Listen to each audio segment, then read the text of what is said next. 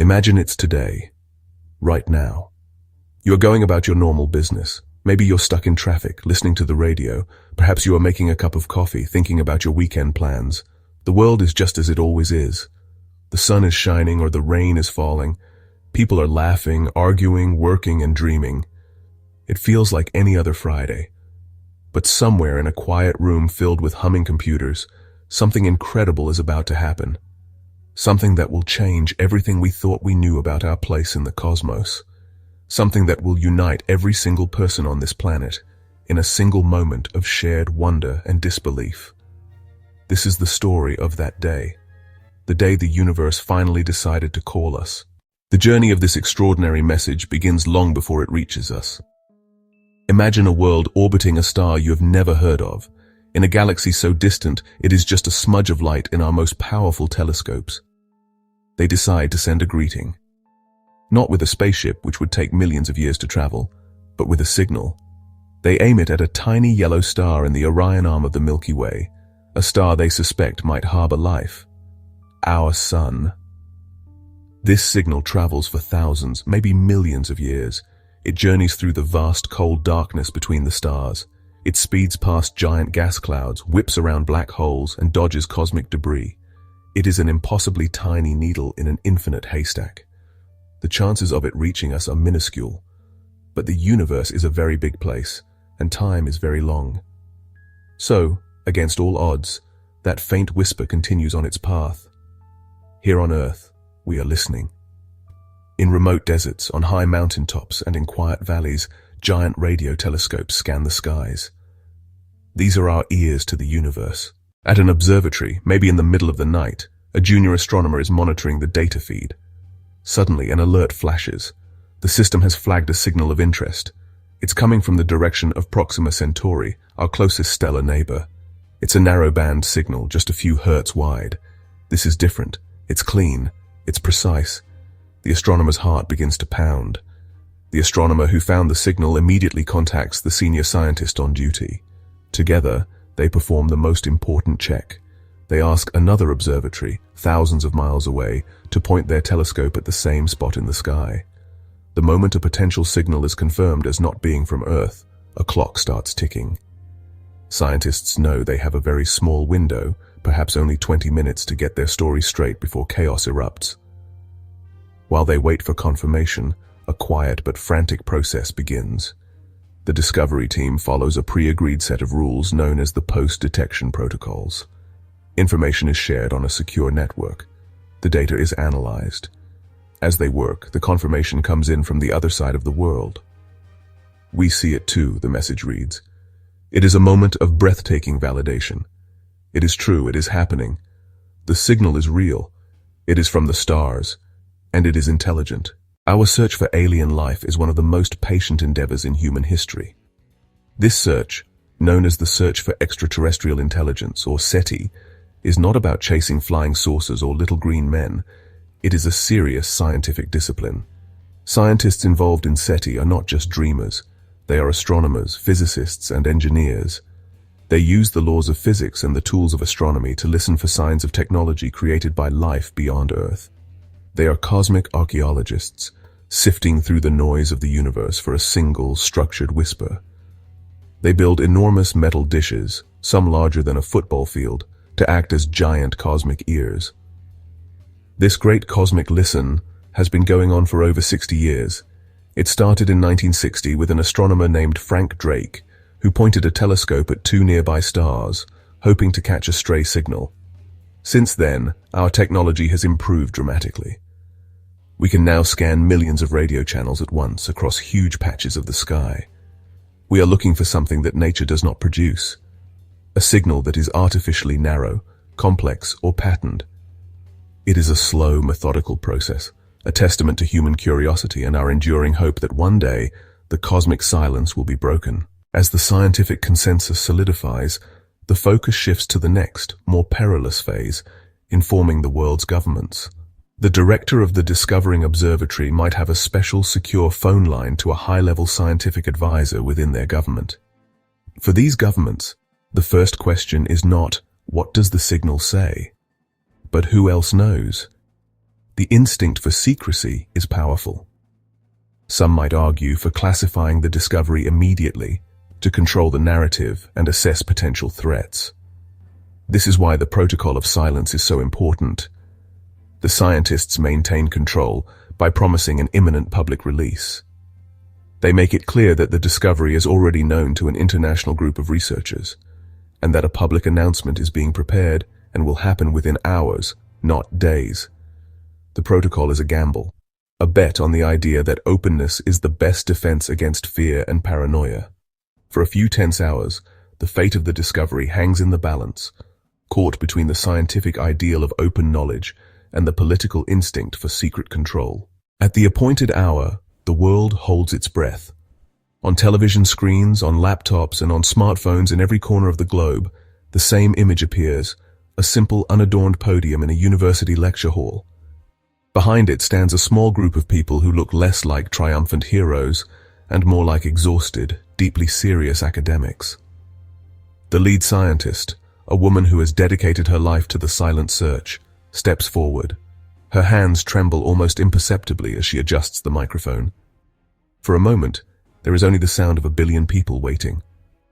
The quietest moment in a day that has become the loudest in history.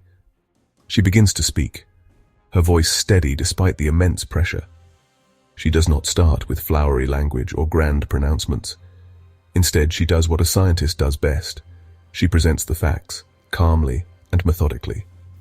In short, she says, her voice catching for the first time, we are, with a very high degree of confidence, able to state that we are not alone.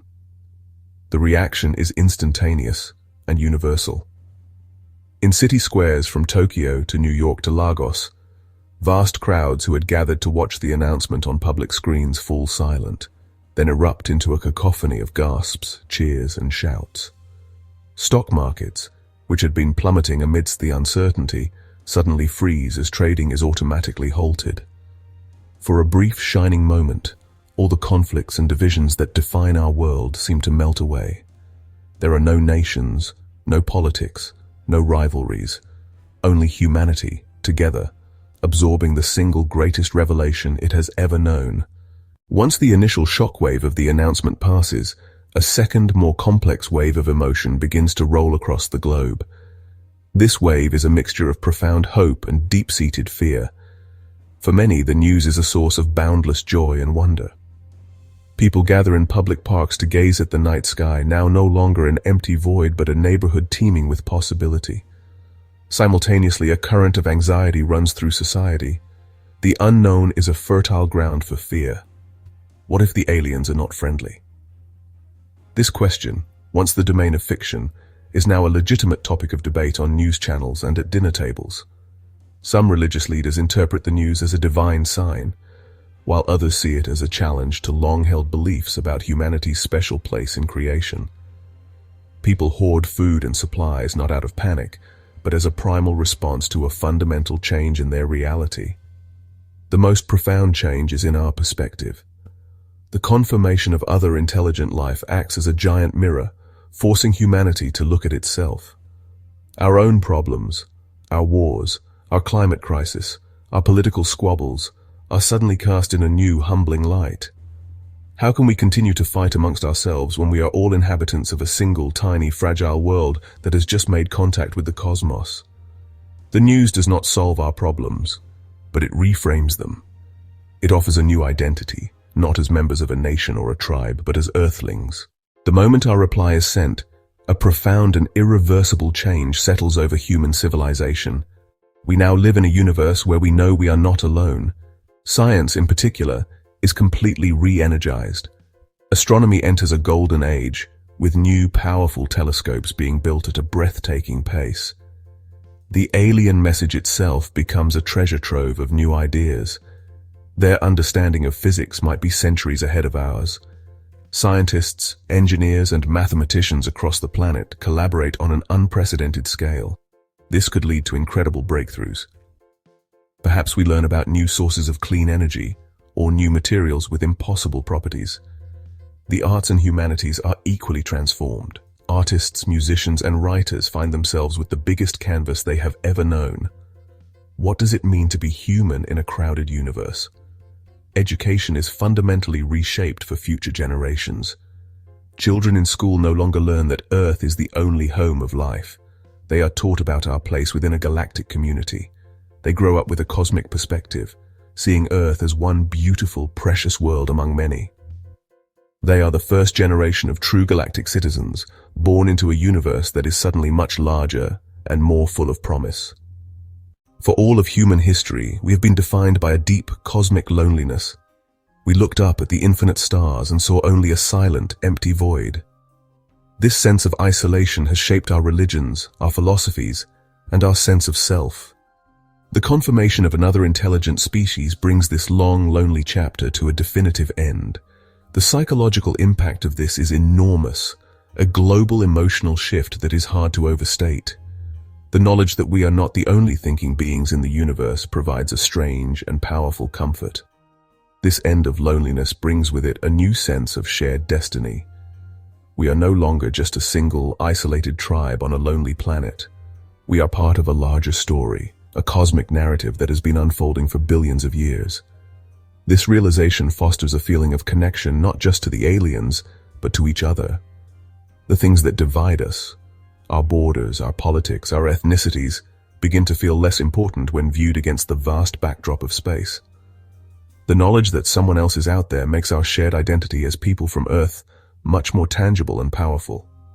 Of course, the end of loneliness is not purely a source of comfort. It also brings a new kind of anxiety. We are now the new kids on the block. We have sent our reply, but the source of the signal is light years away.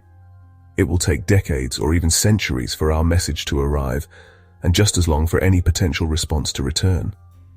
Humanity now lives with a long-term project that will span many generations.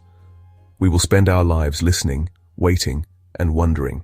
The story of the day we received a call from the stars does not have a simple ending. In fact, it is not an ending at all, but a beginning. It marks the start of a new chapter for humanity, one filled with more questions than answers, more potential than certainty. The journey from that first faint signal to the crafting of a planetary reply would change us in ways we could never have predicted. It would test our wisdom, challenge our beliefs, and ultimately unite us in a shared destiny. This grand adventure would force us to confront our own nature. The global debate over whether to reply and what to say would hold up a mirror to our species. It would show us our deepest fears and our highest hopes. It would expose our capacity for suspicion and paranoia, but also our immense talent for collaboration, creativity, and compassion. To decide what to say to the universe, we would first have to decide who we are. Are we a species defined by our conflicts and our divisions? Or are we a species defined by our art, our science, and our yearning to connect? The answer, we would discover, is that we are both, and the choice of which face to show the cosmos is the most important one we will ever make. The future that unfolds after the first contact is one of perpetual anticipation. We have cast our message in a bottle back into the cosmic sea. Now we wait. This waiting could last for generations, a long, quiet period of listening and watching. This shared long-term project would give humanity a new sense of purpose. Ultimately, the knowledge that we are not alone would be a gift. It would be the gift of perspective. Seeing ourselves as one small voice in a potentially vast cosmic choir would humble us. It would make our own world seem more precious, our own lives more meaningful, and our connection to one another more vital. The signal from the stars would be more than just information. It would be an invitation to grow up as a species, to look beyond our own horizons, and to finally take our place as citizens of the universe. It is a future filled with wonder, a universe of possibilities waiting for us to explore. So, we stand on the threshold of this incredible new era, our ears pressed to the cosmos, waiting. We have been changed forever by a single whisper from a distant star. We have formed a new identity as Earthlings, united by the knowledge that we have neighbors in the vast darkness. But as we look up at the night sky, now no longer a symbol of our loneliness, but a map of our neighborhood, one fundamental question remains. What happens next? The future is unwritten. The sky is full of stars. The great cosmic telephone has rung once.